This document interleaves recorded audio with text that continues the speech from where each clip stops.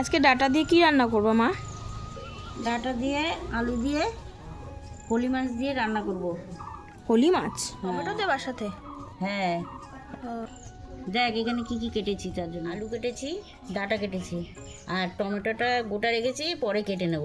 আমার কাটা হয়ে গেছে, এবার চল ধুয়ে নিয়ে আসি।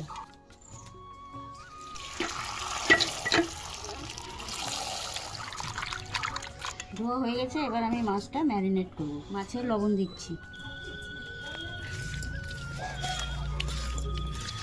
মাছটা আমার ম্যারিনেট করা হয়ে গেছে, এবার আমি একটা একটা করে মাছগুলো সব ভাজবো।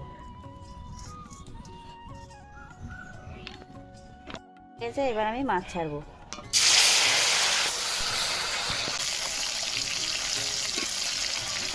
মাছগুলো এবার উল্টো পাল্টে ভালো করে ভাজা হয়ে গেছে, এবার আমি নামিয়ে নেব।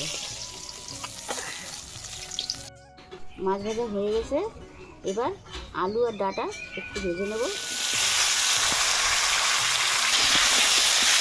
আলু আর ডাঁটা ভাজা বসিয়ে দিয়েছি, এবার আমি মাছের মশলাটা করে নেব। প্রথমে কিছুটা আদা দেবো, কিছুটা জিরের গুঁড়ো দেবো,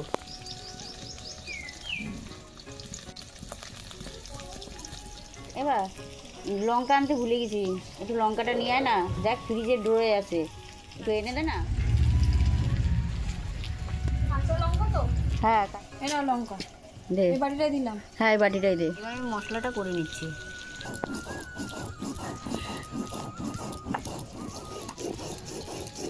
মশলা করা হয়ে গেছে, এই যে মশলাটা দিয়ে কষাবো।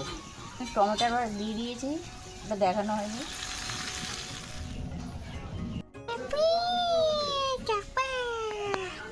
দিচ্ছ? লবণ দিচ্ছি, এবার হলুদ দিচ্ছি। মশলা কিন্তু কষানো হয়ে গেছে, এবার আমি জল দেবো।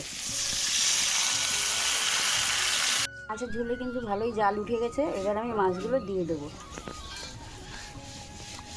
বলবো মাছের ঝোল আমার হয়ে গেছে, এবার নামিয়ে নিই।